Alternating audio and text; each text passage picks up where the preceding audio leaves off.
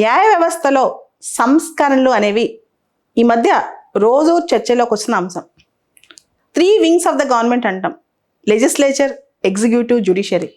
అందులో జ్యుడిషియరీది చాలా కీలక పాత్ర.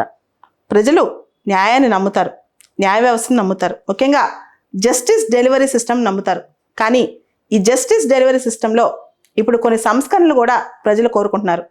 దీని మీదే గత కొంతకాలంగా తీవ్రమైన చర్చ జరుగుతోంది. దానిలో ఒక చర్చ, ముఖ్యంగా ఈరోజు హిందూ పేపర్లో వచ్చిన చర్చ, జడ్జిల యొక్క రిటైర్మెంట్ ఏజ్ పెంచాలా అని చెప్పి.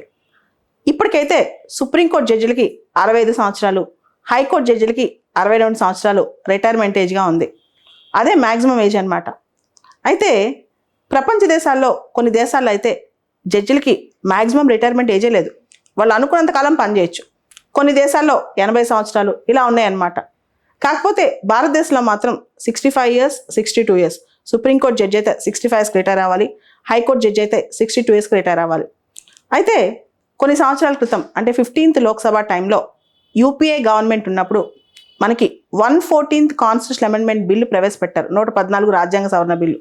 ఆ బిల్లు ప్రకారం జడ్జిలకు ఉన్న రిటైర్మెంట్ ఏజ్ పెంచాలి అని చెప్పి. అయితే ఆ తర్వాత లోక్సభ వెళ్ళిపోవటం, 15th లోక్సభ అయిపోవటం, రద్దు అయిపోవటం, ఆ బిల్లు ల్యాప్స్ అయిపోవటం జరిగింది. దీని మీద పెద్ద చర్చ కూడా జరగలేదు. అయితే ఈ మధ్య మళ్ళా జడ్జిల వయసు పెంచాలి. ఎందుకు పెంచాలనుకుంటున్నారు? దానికి కారణం ఏంటి? ఫస్ట్ అంటే పెండెన్సీ ఆఫ్ కేసెస్ తగ్గించడం కోసం. చాలా కేసులు మనకు తెలుసు, దేశవ్యాప్తంగా 5 కోట్లకు పైగా కేసులు పెండింగ్లో ఉన్నాయి. సుప్రీంకోర్టులో 60,000 కేసులు పైగా పెండింగ్లో ఉన్నాయి. హైకోర్టులో లక్షల కేసులు పెండింగ్లో ఉన్నాయి.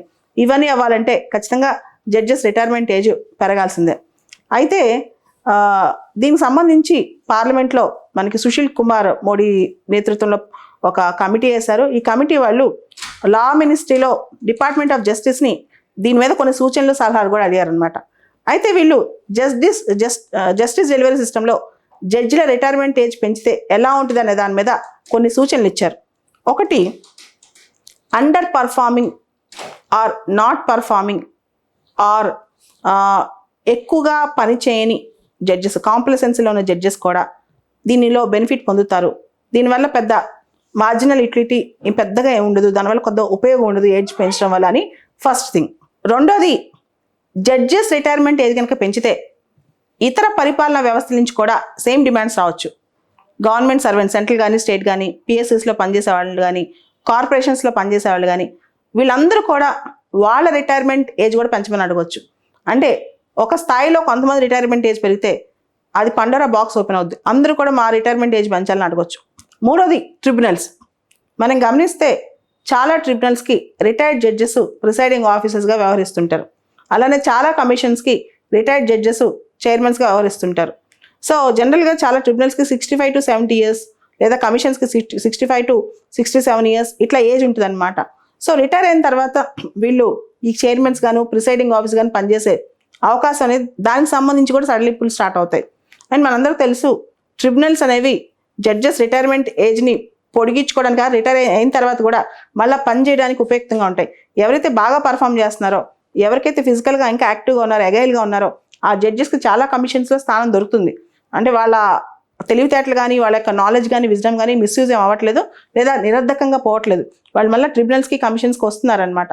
ఇదే కాకుండా కొన్ని సందర్భాల్లో ఏమవుతుందంటే, హైకోర్టు, సుప్రీంకోర్టు జడ్జి లెవెల్కి వచ్చిన తర్వాత జనరల్గా ఏ మనిషి అయినా 60-65 ఇయర్స్ దాటిన తర్వాత వాళ్ళ విజ్డమ్ ఎంత యూజ్ అవుతుందో, వాళ్ళు అప్డేట్ అవ్వకపోతే, వాళ్ళ నాలెడ్జ్ కనుక పెరగకపోతే అది ఆటోమేటిక్గా కొంత డెమెన్షియం, కొంచెం మర్చిపోవడం కూడా జరుగుతుంటుంది.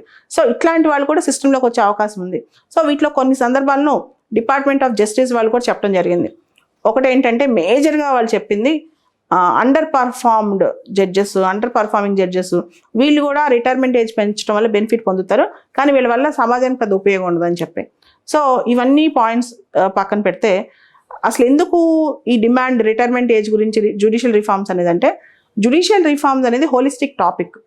దానిలో మనం జడ్జెస్ అపాయింట్మెంట్, ట్రాన్స్ఫర్ సంబంధించిన ట్రాన్స్పరెన్సీ కానీ, delay of cases, pendency of cases కానీ, లేకపోతే రిటైర్మెంట్ ఏజ్ పెంపు కానీ, ఇవన్నీ కలిపి హోలిస్టిక్గా చేయాలి. కానీ ఇన్ సిలోస్ ఇదొక రిఫార్మ్, అదొక రిఫార్మ్, అది ఒక్కొక్కటి విడివిడిగా కాకుండా అన్నింటినీ కలిపి హోలిస్టిక్గా చూస్తే ఇంకా బెటర్గా మనకి రిజల్ట్ వచ్చే అవకాశం ఉంది. దాంతోపాటు మన రాజ్యాంగంలో ఆర్టికల్ 312 ఉంది. 312 ప్రకారం 3 ఆల్ ఇండియా సర్వీసెస్ ఉన్నాయి. IAS, IPS and Indian forest service. ఈ 3 ఆల్ ఇండియా సర్వీసెస్. అయితే ఈ ఆర్టికల్ 312 ఇంకో క్లాజ్ ఉందన్నమాట. ఈ పార్లమెంట్ అనుకుంటే కనుక, అంటే రాజ్యసభ తీర్మానం పాస్ చేసి పార్లమెంట్ చట్ట ప్రకారం మనం కావాలనుకుంటే ఆల్ ఇండియా జ్యుడిషియల్ సర్వీస్ కూడా ఏర్పాటు చేసుకోవచ్చు. ఆల్ ఇండియా జ్యుడిషియల్ సర్వీస్ కూడా ఇప్పుడు నీడ్ ఆఫ్ ద అవరే. దాంతోపాటు judicial reforms, judicial accountability, judicial transparency, దాంతోపాటు ఇండిపెండెన్స్ ఆఫ్ జ్యుడిషియరీని ఇంకా కొంత ఎన్షూర్ చేయాల్సిన బాధ్యత. At the same time NJAC, national judicial appointments commission తిరిగి తీసుకురావాలా. మనకు తెలుసు 99th కాన్స్టిట్యూషనల్ అమెండ్మెంట్ యాక్ట్ కొట్టేశారని. ఇప్పుడు మళ్ళీ దాన్ని తిరిగి తీసుకొచ్చే ప్రయత్నం జరిగే అవకాశం కూడా కనిపిస్తోంది. వీటన్నిటిని కలిపి చూస్తేనే అది జ్యుడిషియల్ రిఫార్మ్స్ కింద వస్తాయి. దాంతోపాటు జడ్జెస్కి వేసవి సెలవులు, వింటర్ సెలవులు అవసరం అనే దాని మీద కూడా చర్చ జరుగుతుంది. ఇవన్నీ కలిపి జ్యుడిషియల్ రిఫార్మ్స్ అనే ఒక టాపిక్ని నోట్స్ ప్రిపేర్ చేసుకుంటే మనకి క్వశ్చన్ వచ్చే అవకాశం భవిష్యత్తులో ఉంది. ఎందుకంటే ఇయర్ మొత్తం జ్యుడిషియల్ రిఫార్మ్స్ మీదే ఎక్కువ న్యూస్ పేపర్లో ట్రెండింగ్ అవుతుంది. దాంతోపాటు law minister Kiran Rijiju comments ఈ మధ్య కొంచెం జ్యుడిషియరీ క్రిటికల్గా చూస్తుంది అనమాట. ఎందుకంటే జ్యుడిషియరీలో ఎక్స్పీరియన్స్ లేని వాళ్ళు జ్యుడిషియరీ విషయాల్లో మాట్లాడుతున్నారు అనే విషయంలో కూడా కొంత జడ్జెస్కి కంటగింపుగానే ఉంది ఈ విషయంలో.